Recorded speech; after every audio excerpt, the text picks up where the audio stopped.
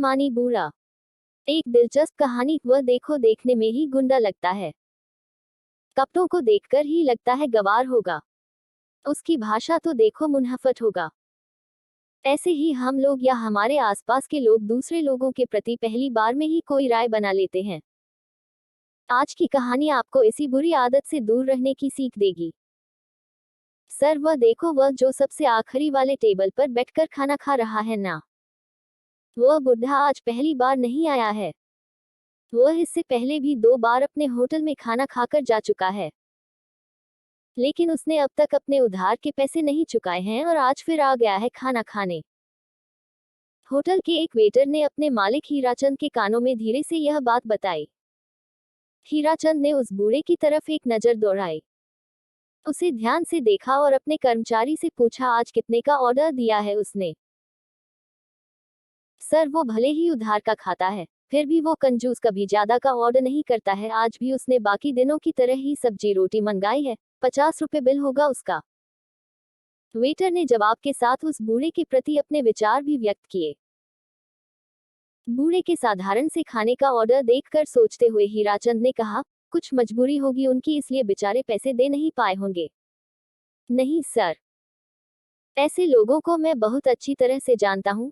फोकट का खाने की आदत होती है उनको, और जब पैसे देने की बारी आती है तो आनाकानी करते हैं। बूढ़े की तरफ वेटर ने तिरस्कार भरी नजरों से देखते हुए कहा। हीराचंद को अपने कर्मचारी के विचार जानकर थोड़ा बुरा लगा। उन्होंने कहा, अच्छा ठीक है, तुम जाओ, मैं देखता हूँ क्या करना है। हीराचंद ने एक बार फिर उस बूढ़े की तरफ गौर से देखा। बुढ़ापे की वजह से चेहरे से जा चुकी चमक हीराचंद इतनी दूर से भी महसूस कर पा रहा था। बड़े ही साधारण कपड़े पहने थे उसने, कुर्ता पजामा और कंधे पर गमछा डाल रखा था।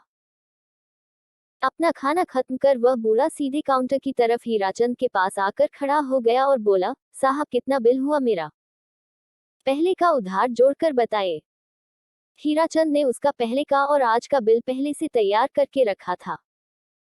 बिल उसके हाथों में देते हुए हीराचंद बोला, 150 रुपए। बिना किसी सवाल के उसने अपने कुर्ते के जेब से 200 रुपए की नोट निकाली और हीराचंद के सामने काउंटर पर रख दी। हीराचंद ने पैसे उठाते हुए बूढ़े से पूछा, अंकल आप यहीं कहीं पास में रहते हैं क्या? नहीं बेटा, मेरा घर यहाँ से बहुत दूर है, उसने कहा। फिर आप अक्सर इतने दूर खाना खाने कैसे आते हो? हीराचंद ने फिर से पूछा, मैं यहाँ पास के एक शॉप में लेखपाल का काम करता हूँ। जब जब मैं टिफिन नहीं लाता तब तब खाना खाने तुम्हारे यहाँ आ जाया करता हूँ। अब हमेशा तो जेब में पैसे रहते नहीं है, इसलिए कभी कभी उधार ही खाना खाकर जाता हूँ। लेकिन आज मेरा पगार हुआ है, इसलिए आज मैं जानबूझकर यहाँ आया हूँ। सोचा खाना भी खा लूंगा और पहले की उधारी भी चुका दूंगा। थोड़ा सा हंसते हुए बूढ़े ने कहा। बूढ़े की उम्र देखकर हीराचंद अपने आप को एक और सवाल पूछने से रोक नहीं पाया, आपका परिवार नहीं है क्या? बूढ़ा बोला, है ना बेटा, बहू पोता पोती सब है और कई सारे रिश्तेदार भी, लेकिन जब तक मेरे हाथ पांव सलामत है, मुझे ये पसंद नहीं कि मैं बिना कुछ किए रोटी खाऊं। हाँ, शरीर में पहले जैसी ताकत नहीं रही अब। पहले जितनी मेहनत नहीं कर पाता हूँ, इसलिए लेखपाल का काम करता हूँ।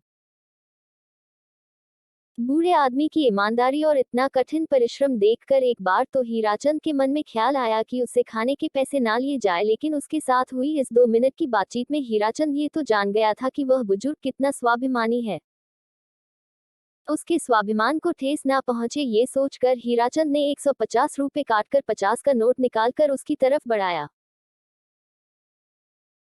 बूढ़े ने होटल में इधर उधर देखा और उसी जो कुछ देर पहले उसकी शिकायत हीराचंद से कर रहा था, वेटर की तरफ इशारा करते हुए हीराचंद से बोला, ये 50 रुपए टिप के तौर पर उस वेटर को दे देना, क्योंकि उसने हर बार बहुत प्यार से और अपनेपन से मेरी सेवा की है, मुझे खाना परोसा है। इतना बोलकर वो वहां से चला गया। 50 रुपए हाथों में लिए हीराचंद अपने कर्मचारी के उस बूढ़े के प्रति दृष्टिकोण और उस बूढ़े आदमी के उस कर्मचारी द्वारा दिए गए खाने के प्रति प्यार और आदर देखकर अचंभित हो गया। उसके पास बोलने के लिए कुछ भी नहीं था। तो दोस्तों, आप अमीर है या गरीब, आपके पास जो पैसा है वह कभी भी ये तय नहीं करता। हमारा दूसरे लोगों के तरफ कैसा दृष्टिकोण है या हमारे विचार कैसे हैं, यही हमें गरीब या अमीर, अच्छा या बुरा बनाते हैं। सोचिए, अगर किसी बूढ़े आदमी को उम्र के इस पड़ाव में भी बैठकर खाना अच्छा नहीं लगता हो और उन्हें अपने बच्चों पर बोझ ना बनना हो तो उनका स्वाभिमान कितना पक्का होगा। इसीलिए ऐसे लोगों को देखकर उनके खिलाफ कोई राय मत बनाइए। पहले उनको जानने की कोशिश कीजिए। अगर उनका व्यवहार कुछ अलग लगे तो सोचिए कि जरूर उनकी कोई मजबूरी होगी। इससे उनका तो कोई फायदा या नुकसान नहीं होगा, लेकिन हमें और लोगों को हमारे विचारों के बारे में पता चलेगा। इसीलिए किसी के भी प्रति अपनी राय देने से पहले अपने विचारों पर विचार करना जरूरी है।